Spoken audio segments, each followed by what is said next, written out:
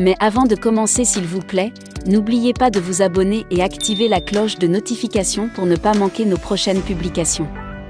Top, c'est parti!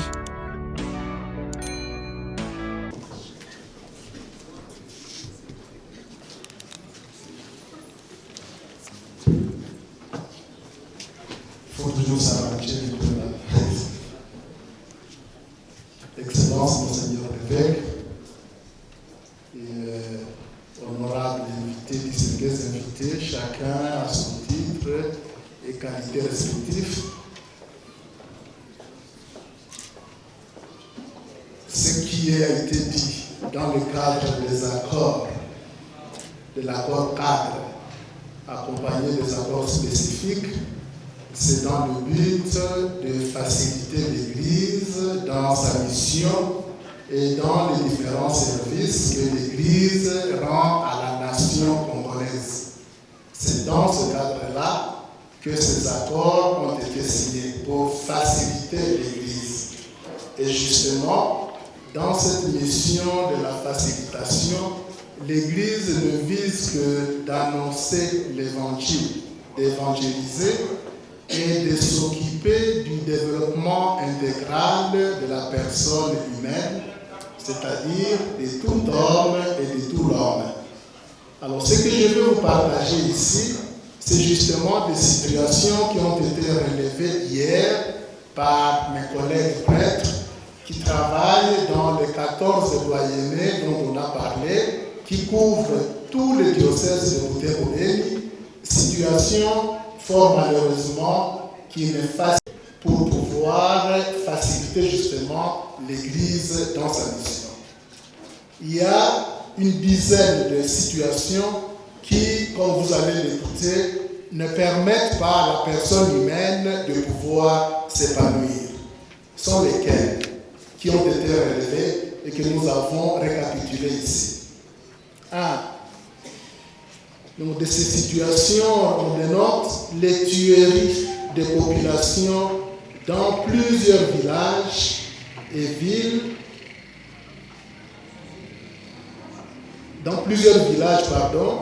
en ville et territoire de Beni par des présumés IDF Nalu, situation accompagnée de pillages, incendies de maisons et même des centres de santé et de kidnappings, tueries et massacres. Deuxième situation relevée, la présence de groupes armés dans plusieurs villages et laquelle présence handicape les activités ordinaires des populations. Il y a un cas, le cas récent, c'est à Kassinga et à Monoli, où les populations sont obligées de fuir. Je vous dis que le jour de Noël, il n'y a pas eu de célébration là-bas, ou s'il y en a eu, ces célébrations ont dû être écourtées. Présence donc de groupes armés dans plusieurs villages. Troisième situation, intensification des conflits fonciers dans plusieurs paroisses. Évidemment, on reconnaît que dans notre région ici, les conflits fonciers sont courants. Mais là, ces derniers temps, on constate que ces conflits s'intensifient. Pour quelles raisons ou sous quelle motivation, on ne sait pas. Et je tiens à rappeler que nous sommes dans une période de l'état de siège qui est censé nous ramener plus de paix. Quatrièmement, radicalisation de groupes de pression. On en a fait allusion ici, si je me rappelle, l'abbé Télésphore, le professeur Télésphore Malonga, a dit que quand il était président de la société civile, tous les membres de cette société civile étaient enregistrés. Et moyennant des documents authentiquement certifiés qui leur octroyaient le droit non seulement d'exister, mais aussi de fonctionner. Alors on peut se demander si ces groupes de pression qui ont par ailleurs des autorités morales fonctionnent sous quel régime. Cinquièmement, déplacement massif des populations suite à l'insécurité. Déjà dans la ville de Butembo, on constate qu'il y a des personnes qui sont déplacées du côté nord vers d'autres parties de la ville censées être plus sécurisées, à l'intérieur même de la ville. Et on en connaît qui viennent prier avec nous là où on est, mais qui n'habitent pas les lieux où ils prient, où elles prient, parce qu'elles sont déplacées du côté nord vers d'autres endroits, dans la même ville. Sans oublier justement les parties qui sont vidées de leur population dans le nord du territoire de Béni et dans la partie est où les gens se sont déjà recroquevillés soit vers la ville de Béni, soit vers la ville de Butembo, et sans oublier aussi d'autres qui nous viennent de ces zones occupées par le M23 et qui sont surtout dans la partie sud de notre diocèse. Donc je prends Kanyabayonga, Kirumba, Kaina, qui sont surpeuplés, bondés du monde, déplacés. C'est aussi un problème. 6. Viol de femmes, filles, dans les zones conflictuelles. Malheureusement, on s'y habitue, on s'habitue à de mauvaises choses, mais je me rappelle, le président Uhuru Kenyatta, facilitateur du processus de Nairobi, a beaucoup insisté sur ça à Nairobi quand nous étions là, et il a dit que ça fait la honte. Lui n'a pas dit la honte de la RD Congo, mais il dit de l'Afrique, qu'on traite ainsi les femmes. Et il a demandé, Wakinamama, il a parlé à un bon Swahili là, et j'essaie de deviner un peu le sens, parce que je ne parle pas mieux que lui. Il nous a mandaté de dire, allez vraiment conscientiser vos frères et sœurs pour changer de traitement à l'égard des femmes et des mamans. C'est une honte. Il l'a dit à haute voix en présence de plusieurs médias. Et donc, si cela continue ici chez nous, nous devrions tous nous mobiliser pour lutter contre ça. 7. J'ai lu ce qui est écrit, tracasserie de civils par des militaires indisciplinés. J'espère que c'est faux. On a cité qu'on enlève des téléphones, quand on vous rencontre, vous n'êtes pas sécurisé. Bon. Et pourtant, quand on a devant des forces de défense et de sécurité, normalement, le civil se sentirait en sécurité, non pas en insécurité. Donc c'est aussi anormal. 8. Précarité dans les maisons carcérales. Manque d'assistance sanitaire et alimentaire dans ce qu'on appelle prison, en d'autres termes. Kangwa Yabeni, Kakwangura Butembo, prison des femmes et d'enfants. 9. Prévalence de la justice populaire. On tue sans procès, même si après procès, on ne devrait pas tuer. Chez nous, la peine de mort n'est pas démise, à ce que je sache. 10. Menace du M23 d'occuper le sud du territoire de Lubero. Écoutez bien, on dit pour exploiter le pétrole. Ça a été relevé.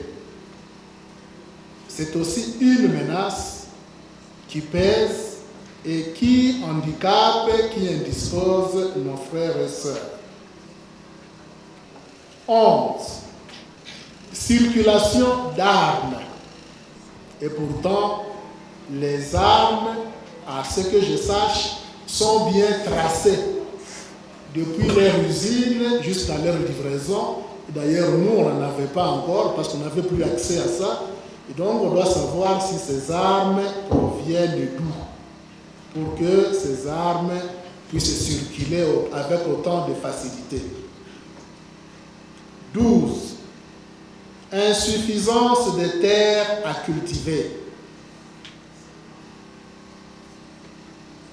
Alors, quand on m'a dit ça, je me suis dit, faut-il excusez-moi, qu'on soit castré, qu'on limite la naissance ou quoi?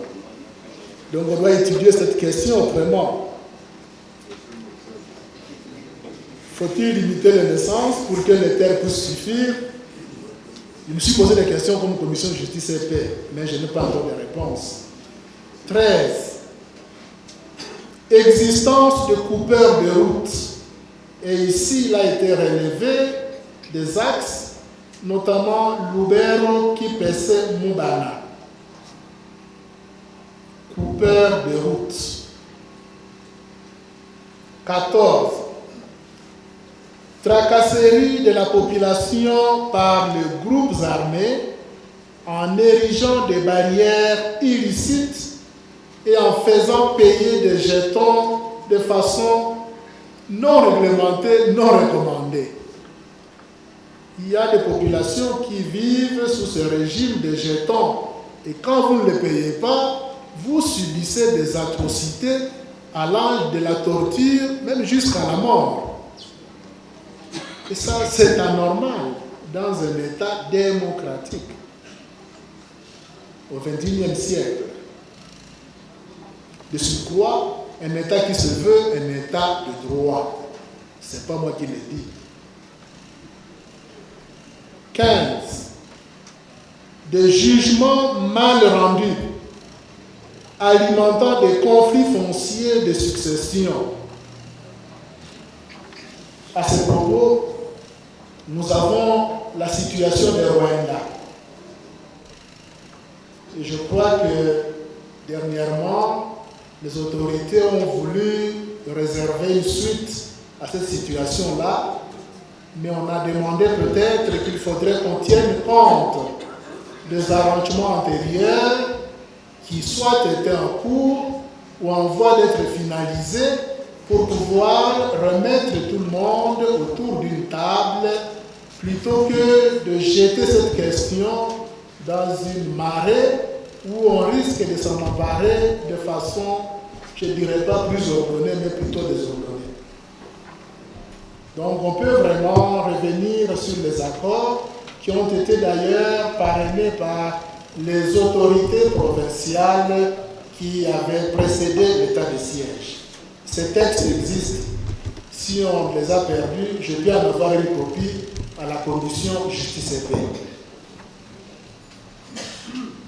16. Rupture de confiance entre civils et militaires.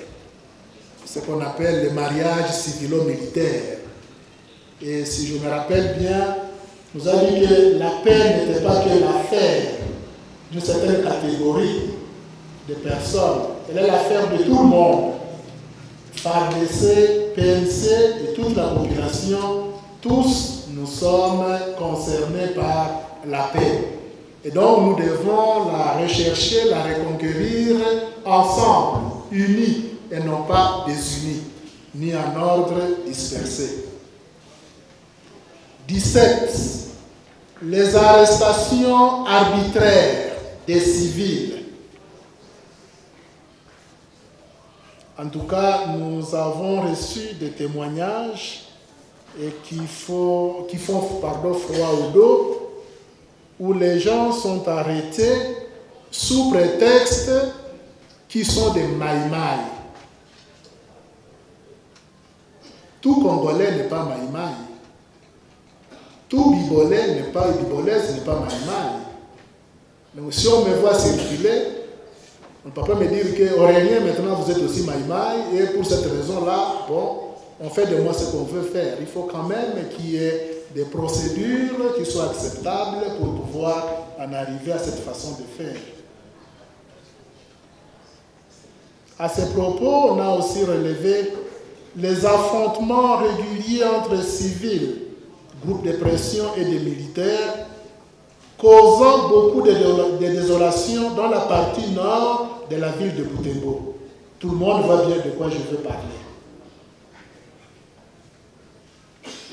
On a ajouté à cela le pillage des habitations. Et excusez-moi, on a dit par les militaires. Je veux que ça soit faux. mais j'ai lu ce qui m'a été rapporté et que j'essaie de partager. On a ajouté à cela la multiplication des camps militaires au milieu des civils. Ce sont des camps et des habitations alors, parce que quand même les camps sont érigés quelque part à un endroit approprié. Mais là, on constate que les militaires maintenant cohabitent avec des civils et cela perturbe la quiétude des paisibles populations. Parce qu'il y a beaucoup d'exactions qui se commettent et dont je vous épargne la lecture parce que ça fait aussi la honte d'attendre de telles choses se commettre sur des compatriotes. 18. Grève dans les écoles publiques. Et enfin, des groupes armés qui espionnent les homélies des prêtres.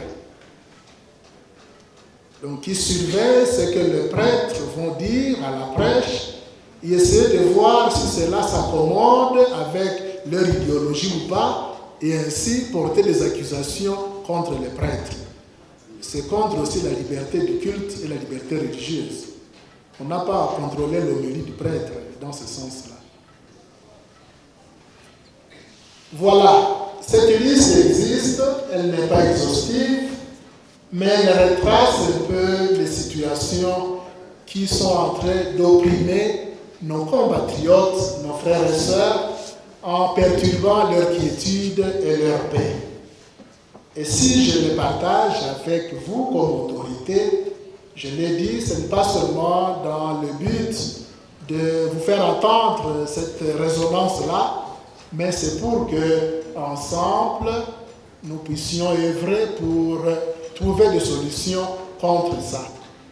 Et je pense que je ne vous ai pas beaucoup importuné en vous les partageant, mais mon souhait serait que je cesse de vous importuner quand ces situations auront soit diminué ou alors cessé d'exister. En cela, je voudrais terminer.